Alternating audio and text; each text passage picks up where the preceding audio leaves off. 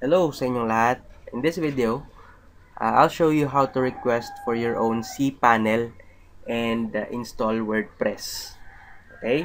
This is only applicable kung meron kayong sariling domains. So, if you bought your own website or your own domain from GoDaddy or from any other hosting at premium member kayo ng Tambay Academy, then this video is for you.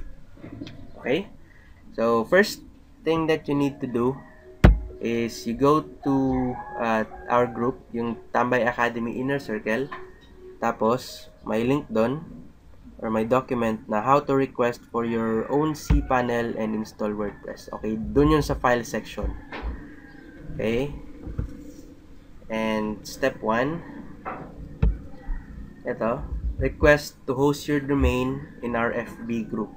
Put in full details, yung full name, email address, at domain.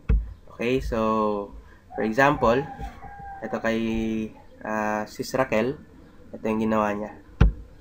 Okay, yan. So, yun lang yung kailangan mong gawin. Alright. Then, step 2, kung ano man yung registrar mo, so for example, godaddy.com, palitan mo lang yung name servers into our own name servers. Okay, so we have upgraded our system. May sarili na tayong web hosting.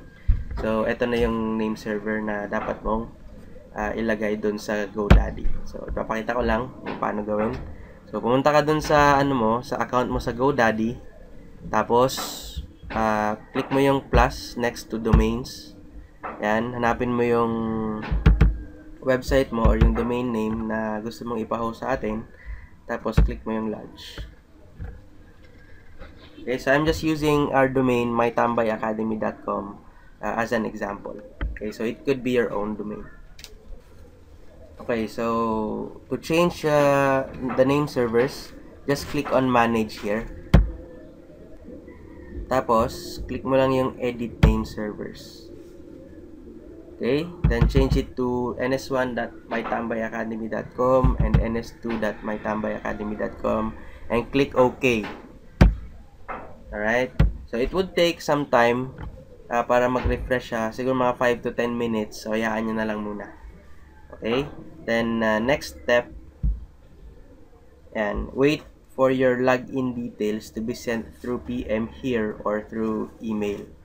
Okay, so once na gawan ka na ng cPanel, i-PM ka namin or isi-send namin sa email mo. Okay, so ngayon naman ipapakita ko kung paano gumawa ng or paano i-access ang cPanel at paano gumawa ng WordPress. Okay, so I'll just use an example sa isa sa mga mga partners natin na nagpa-host ng kanilang mga domains. Okay, copy ko lang yung password. Alright, so just need to go into your domain. So, for example, ito, orlandojose.com/cpanel.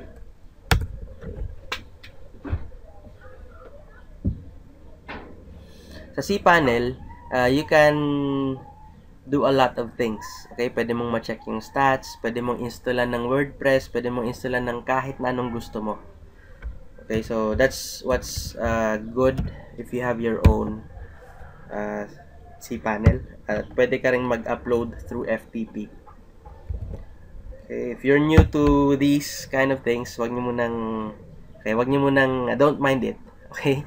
Just for now, focus on creating your own blog. Okay, so it could be your blog, it could be used for your 3M, so depende sa inyo. Okay, so this is how our cPanel looks like. Okay, so if you see this window right here, this pop-up, just click no, I'm fine, thanks. Okay.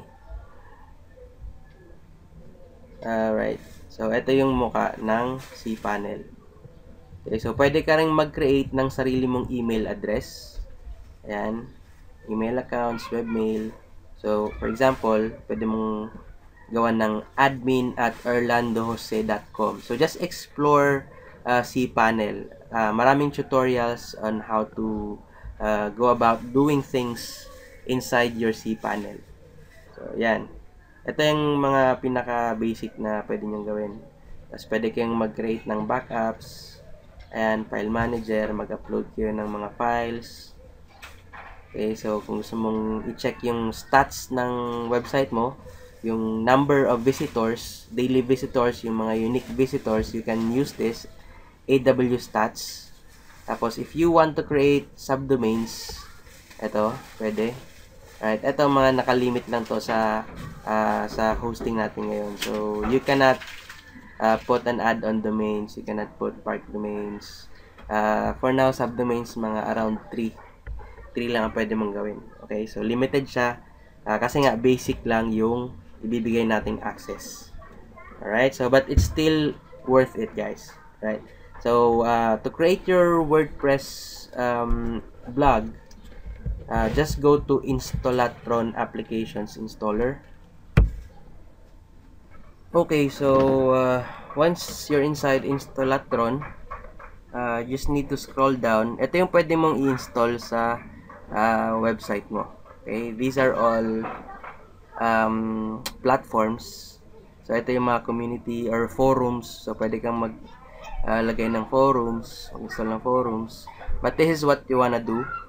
Click mo yung WordPress. Ito yung mga blogging platforms. Okay, sobrang daming blogging platforms, but we use WordPress. Okay? So, sobrang dami pa niyan. Okay, so, click natin yung WordPress. Then, click install this application. Okay, so it will bring you to this page. Okay, so pwede ka nang gumawa ng WordPress. Alright, so if you want to create a WordPress blog dun sa pinaka main directory, pwede mong gawin. Or pwede ka rin gumawa ng directory, so pwede mong ilagay blog. So ang magiging address mo sa blog mo is orlandose.com/blog. Okay, pero gagawin natin siya on the main folder, main directory. So orlandose.com yung address.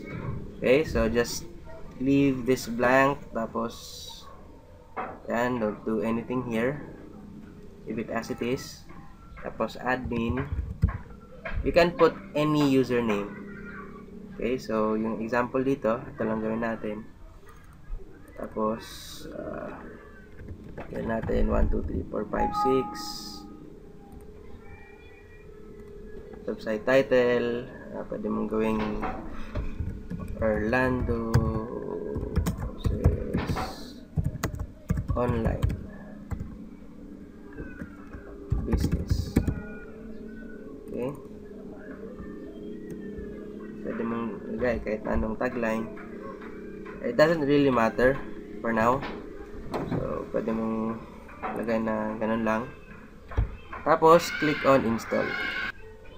So it should say processing, and it may take a couple of minutes, so let's just wait and be patient. Okay, so looks like it's done. Alright, so check natin. Click lang natin yung orlandose.com.